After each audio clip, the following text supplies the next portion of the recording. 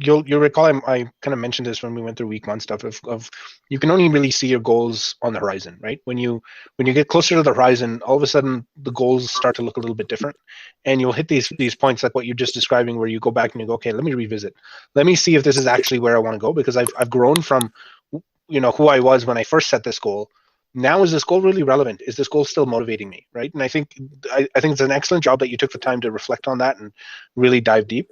The question I have is, how much of your week did that take up? And that's kind of what I anticipated you would say. That's where there's a bit of a challenge you need to work through. So it's okay to refocus and retune your goals, and maybe spend a few hours, maybe a day, reflecting and going, okay, this is what I wanted. This is actually what I want now. This is how I'm going to get there. When it turns into your whole week, that's when it starts to become a bit of a concern. And the main reason is because that subconscious of yours takes a very long time to change, right? And it's going to do everything in its power to try and avoid pain or discomfort and gravitate towards pleasure. Planning your future, if you do it in a focused capacity and you're doing it objectively with the intent of then spending the rest of the week focusing on achieving that, is a good thing.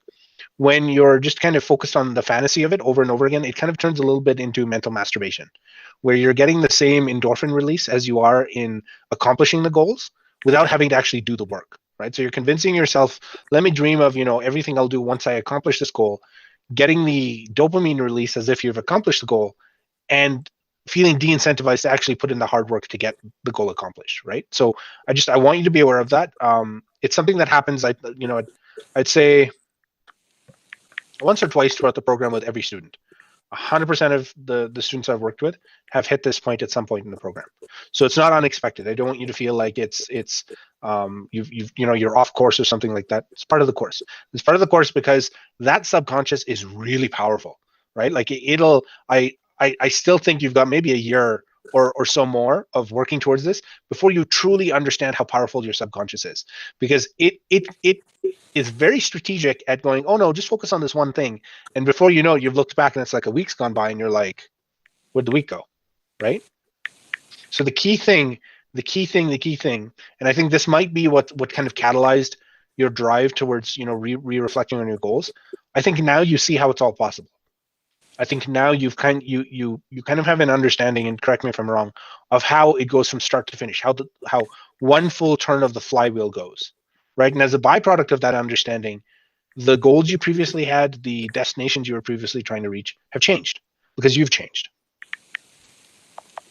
It can be a little bit hard to hear, but just understand what it is, right? Because I mean, it's not from a judgmental perspective. It's just from I'm willing to bet you didn't even until this moment maybe didn't quite click, and that's what it was, right? Because it is useful. It is good to do that. It's just when you spend more time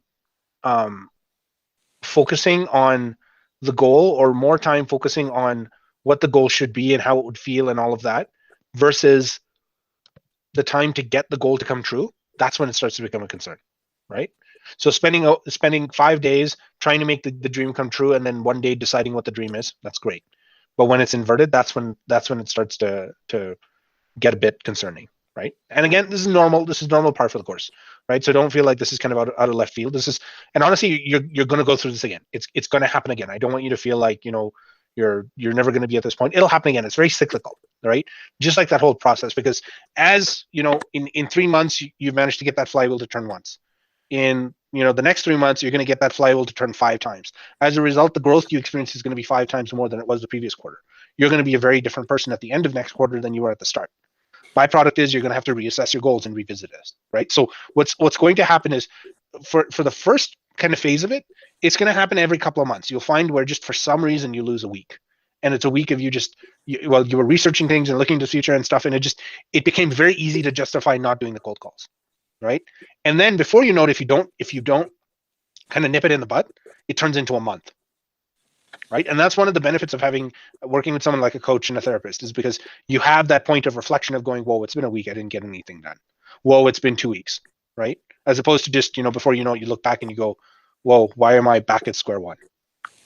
Right? So it's a normal part of the course. Change is slow and it's compounding and it takes time. And occasionally your brain will try and revert back to the old way, not because it's being malicious, because it's trying to validate if that still works. because it found something that was easy. As an organism, if it's easy, you're consuming less energy, your life is less risky. That's the entire purpose of your subconscious, to reduce the amount of risk you experience, right?